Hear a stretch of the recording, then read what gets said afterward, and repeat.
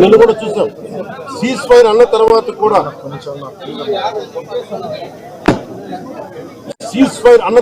Cease fire ని violate చేసిన ప్రభుత్వం అక్కడ. నిజంగా చెప్పాలంటే ఒక బనానా రిపబ్లిక్.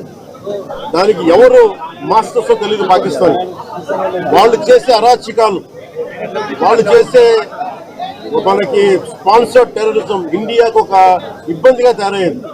అది మన బాంబే, ముంబై దాడులు కావచ్చు, కశ్మీర్ లో ఎథ్నిక్ క్లెన్సింగ్ కావచ్చు, ఇది ఒక రిపీటెడ్. మన కోయంబత్తూర్ దాడులు కావచ్చు, పేలుళ్లు కావచ్చు, జామా మస్జిద్ పేలుళ్లు కావచ్చు, లేదా గతంలో జరిగిన మనకి గోకుల్ చాట్ పేలుళ్లు కావచ్చు,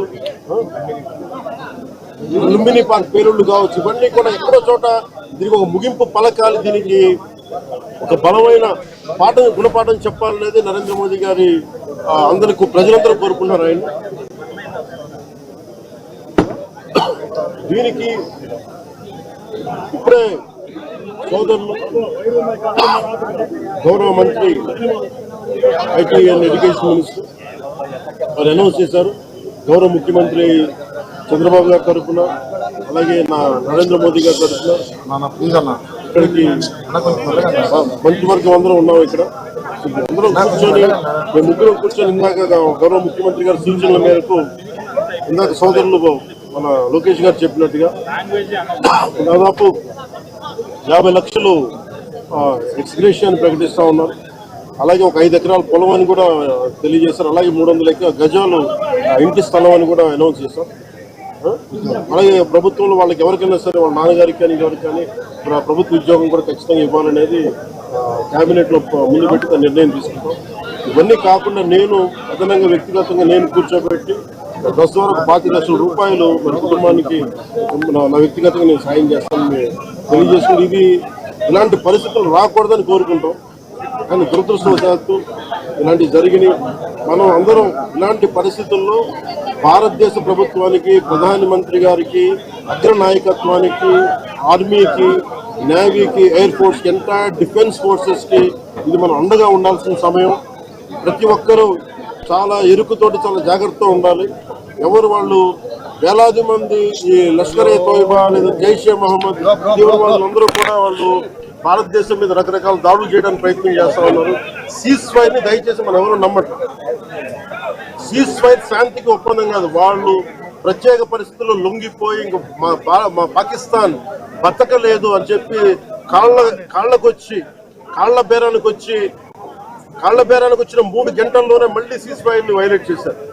ఇది అందరూ కూడా గమనించాల్సిన విషయం. ఇలాంటి పరిస్థితుల్లో ఇలాంటి ఉండాలని కోరుతున్నాం. దాని తగ్గట్టుగా మనందరం దేశానికి, దేశ నాయకులకి, ఆర్మీకి, నేవీకి, ఎయిర్ ఫోర్స్ కి, ఎంటైర్ డిఫెన్స్ ఫోర్సెస్ కి మనం బలం ఇవ్వాల్సిన సమయం. అందుకని మేము సహకారం కోరుకుంటూ సెలవు తీసుకున్నాం.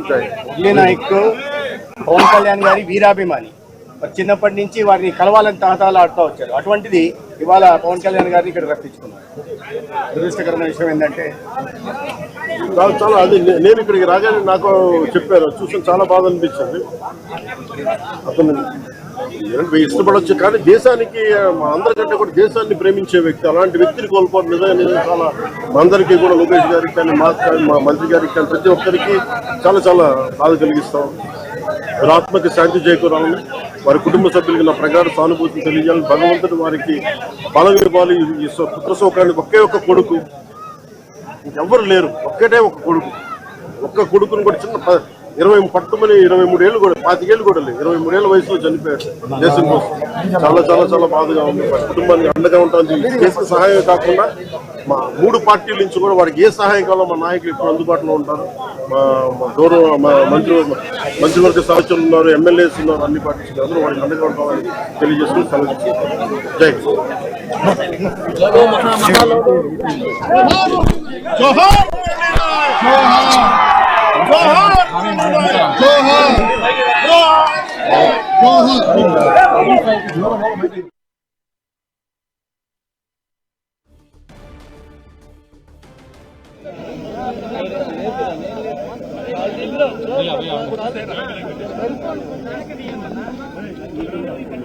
రవి